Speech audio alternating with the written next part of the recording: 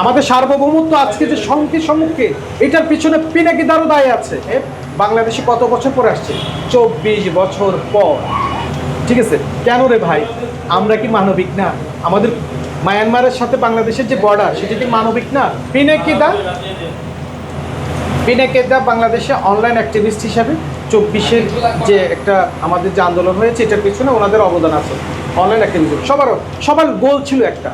আপনার যখন গোল একটা থাকবে, আপনার যখন লক্ষ্য একটা থাকবে, তখন সবাই কিন্তু ঐক্যবদ্ধভাবে সেটার দিকে গেছে। তখন কি ছিল লক্ষ্য? হাসিনা হঠাৎ ফ্যাসিজমের বিনাশ চাই, বিলুপ্তি হোক, এটা এখানে থেমে যায়। এই ফ্যাসিজম, এটাই তো সবাই তখন বাংলাদেশের দল মত ধর্ম নির্বিশেষে একটা গোলের দিকে আমরা ছুটছি। আজকে যখন ফ্যাসিজম বিদায় হয়েছে, তাহলে আমরা কি ফ্যাসিজম থেকে মুক্ত হইনি? কেন মুক্ত হইনি? আমি মনে করি এর পেছনে পিনাকিদারও কি দায় আছে। আমাদের সার্বভৌমত্ব আজকে যে হুমকির সম্মুখে, এটার পিছনে পিনাকিদারও দায় আছে। এখন এটা যদি আমাকে বলেন কেমনে দায় আছে? কেমনে দেয়? হ্যাঁ, আমাদের সার্বভৌমত্বের উপর সর্বপ্রথম আঘাত আমরা দেখতে পাচ্ছি কখন?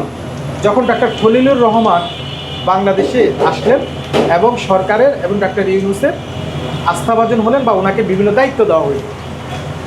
হ্যাঁ, আমরা জানি খলিলুর রহমান হচ্ছে যে আমাদের পিনাকিদার খুব ঘনিষ্ঠজন।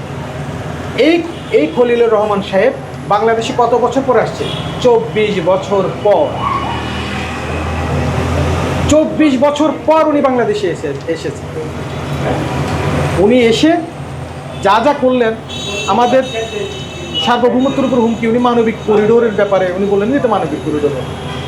ঠিক আছে, কেন রে ভাই? আমরা কি মানবিক না?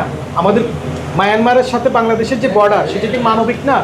আপনারা কি কখনো শুনেছেন, গণমাধ্যম কি কখনো এমন কোনো নিউজ করতে পারছে যে মিয়ানমারের মুসলিম রোহিঙ্গা বাংলাদেশে অনুপ্রবেশের সময় বাংলাদেশের সীমান্ত রক্ষীর গুলিতে মারা গেছে, বা বাংলাদেশে সীমান্ত রক্ষী দ্বারা আটক হয়েছে বা নির্যাতিত হয়েছে?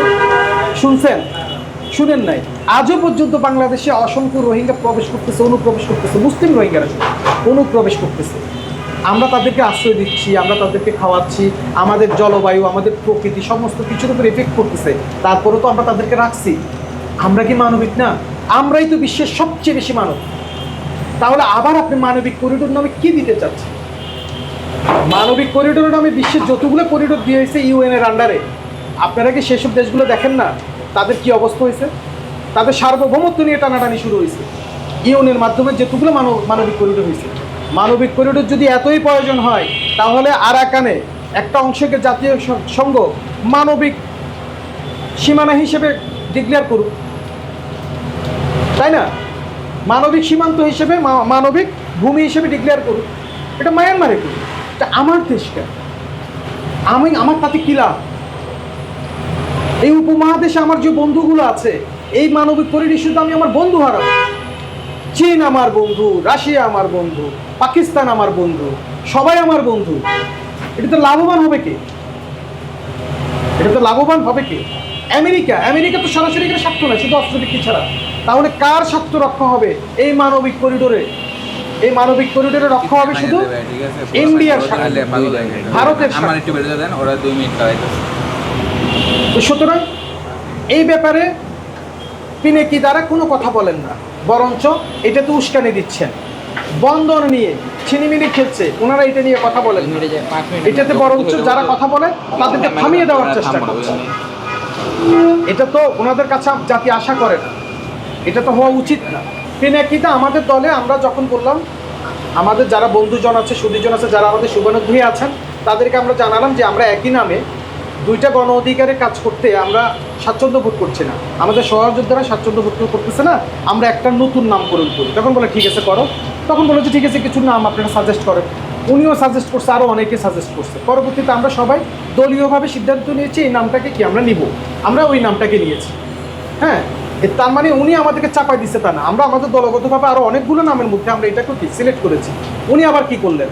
উনি আবার করলেন কিছুদিন আগে, যখন উনি আমাদেরকে দিয়ে ওনার স্বার্থ উদ্ধার করতে পারতেছেন না, ওনার কথা মতো আমরা তো ওনার কথা মতো চলবো না।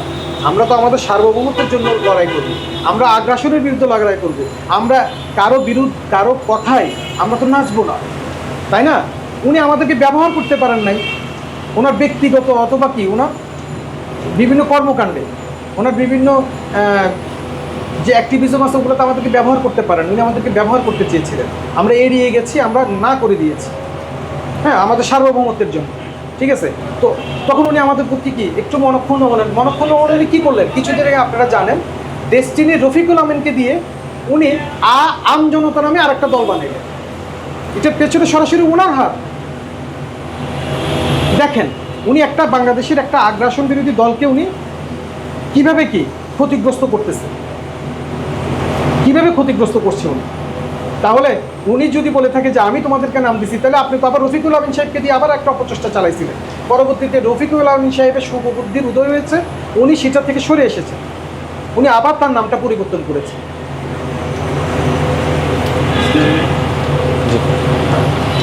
পিনাকিদার সাথে আমাদের মূলত দ্বন্দ্ব বা তারেকের সাথে মূলত যে দ্বন্দ্ব, সেটা হচ্ছে উনি ওনার ব্যক্তিগত ইচ্ছায় আমাদেরকে পরিচালিত করতে চেয়েছিলেন ওনার স্বার্থে।